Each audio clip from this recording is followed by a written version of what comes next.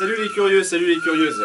Alors, on se retrouve aujourd'hui pour une petite vidéo sur l'affûtage. J'ai changé de peau pour l'occasion, c'est normal. L'original revient très vite. Allez.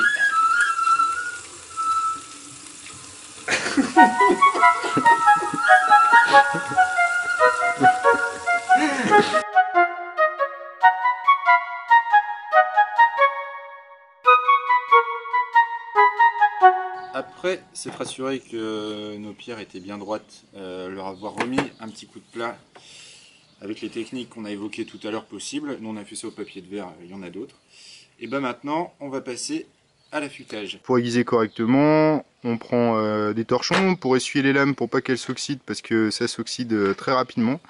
On prend également l'huile, alors moi j'ai de l'huile de camélia qui est une huile qui est non acide et qui est non grasse, qui permet donc de ne pas laisser de marque sur son bois et en même temps de protéger ses fers de l'humidité. Bien sûr on garde ça dans des boîtes de façon à pas les mettre à l'humidité. Et puis au niveau des pierres, on les met dans une bassine d'eau à côté. Et c'est parti! Un espace plan de travail, une table ça va très bien. Et puis après c'est juste une question de maîtrise et de concentration.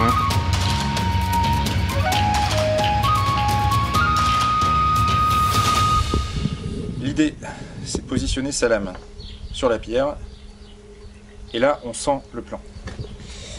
On sent quand on est vraiment à plat ou pas. Donc une fois qu'on sent ça, on trouve ce qu'on peut pour maintenir. Si on se met trop ici, souvent on a des risques de bouger très légèrement comme ça ou comme ça, mais au niveau de l'affûtage, c'est juste pas possible. Donc il faut trouver une position qui permet de maintenir l'angle tout du long. Moi, sans trop réfléchir, c'est cette position-là que j'ai trouvée, une main dessus, une main dessous. Enfin, on va pas détailler le geste, mais en gros, c'est ça. Et puis là, à son rythme, on va glisser sur toute la surface de la pierre, en appliquant une pression continue. Et donc à la fin, on lève. Mais il ne faut pas de mouvement parasite une fois qu'on est arrivé à la fin, du genre je retire en arrière comme ça. Ou du genre, voilà, et puis j'ai la main qui part devant comme ça. Parce que là, on courbe la lame soit comme ça sur le derrière. Et c'est pas possible, il faut vraiment que ce soit, tac, je sens mon plan, j'avance.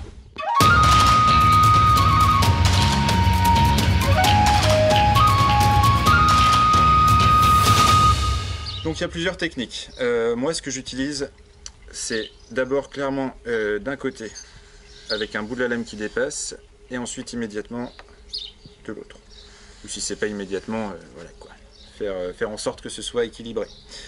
Après, on peut tout à fait imaginer, c'est pas un problème, de prendre sa pierre comme ça, de plaquer sa lame dessus et de faire des mouvements circulaires par exemple. L'inconvénient de ça, c'est que des mouvements circulaires, il faut être vraiment un boss pour garder l'angle tout le temps parfait. Parce que gérer une force linéaire, c'est déjà pas facile. Gérer une force circulaire dans l'inclinaison de la lame, ça l'est encore plus. C'est pour ça que moi, je recommande voilà, un mouvement simple qui part du début, qui va à la fin, et qui change pas, quoi. Pourquoi tu fais cette tête? Parce que là, on est dans un cas où on reprend une lame qui a été vraiment arrondie. Et alors, reprendre une lame arrondie, c'est chiant parce que quand on la pose, quand on pose un arrondi sur du plat, du coup on a la sensation d'un truc qui oscille sans jamais s'arrêter. Du coup, c'est le moment où il faut faire un choix de plan, qu'on sent pas du tout, hein, mais il faut le matérialiser dans sa tête. On pose, on se dit, ok, je veux un plan qui est comme ça. Et là, il faut y croire pendant une bonne dizaine de coups de suite, hein, parce qu'il ne sera pas dessiné avant.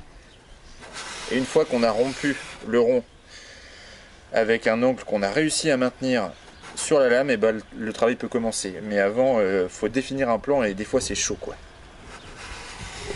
Et pourquoi tu n'utilises pas ces petites outils là, ces supports de lame Je le ferai peut-être parce qu'ils sont quand même pas mal dans certains cas, notamment dans un cas comme ça. Après, je trouve que les sensations qu'on peut se faire avec ses doigts sont vachement plus sympas que cet outil qui maintient l'angle. En plus, s'il le faisait parfaitement, ce serait super.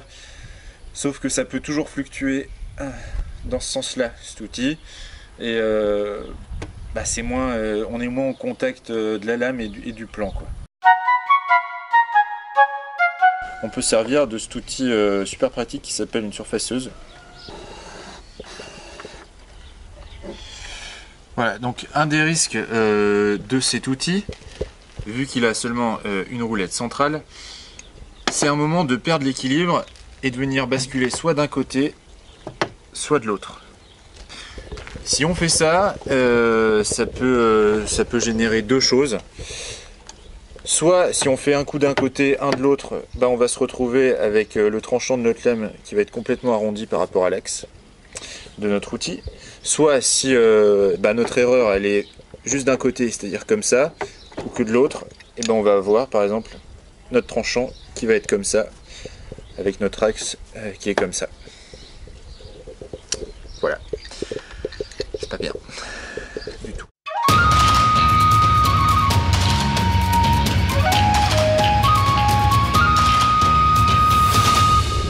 Ah Yvan, en fait, tu pourrais nous expliquer un petit peu comment tu repères si une lame est droite ou pas?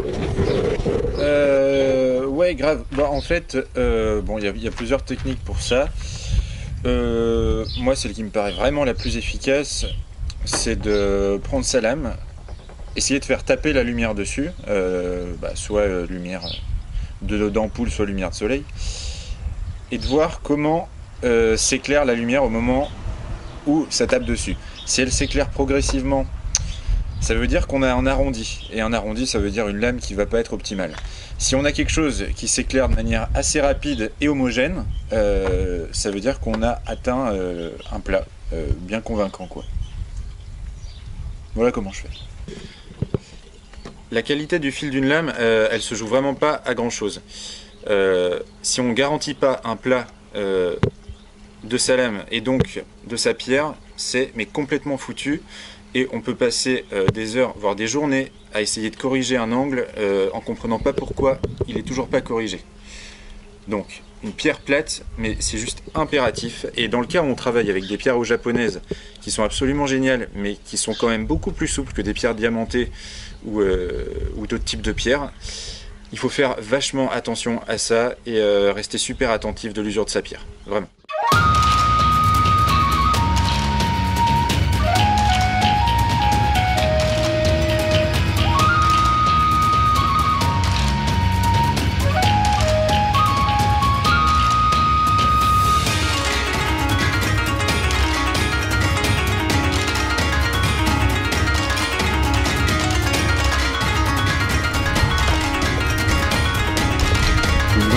Pourquoi ces traces noires là, sur le côté de la pierre? C'est un peu emmerdant, ça pourrait être pour deux raisons. Soit ça voudrait dire que notre pierre est comme ça, et que donc elle chope seulement la lame qui est plate sur ces deux coins là. Sauf qu'on peut vérifier ça super simplement, c'est qu'on prend notre lame, on garde un angle bien plat, on la fait tourner comme ça sur la pierre, et on regarde ce qui s'est passé. Là, je vois que j'ai créé une trace comme ça, tandis que j'en ai créé une autre comme ça, ce qui veut dire qu'en gros la pierre est plate et c'est juste ma lame qui est un peu plus bombée de ces deux côtés là. Voilà. Mais ça se joue sans doute pas à grand chose quand même. Voilà.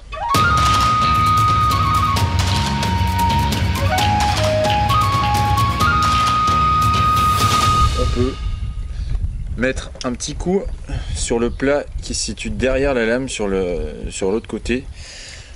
Il ne s'agit pas de faire grand chose, parce que c'est juste pour rattraper les petits bouts de métal qui seraient venus comme ça faire une courbe. Donc on pose un coup comme ça, on vérifie qu'on a bien le plat.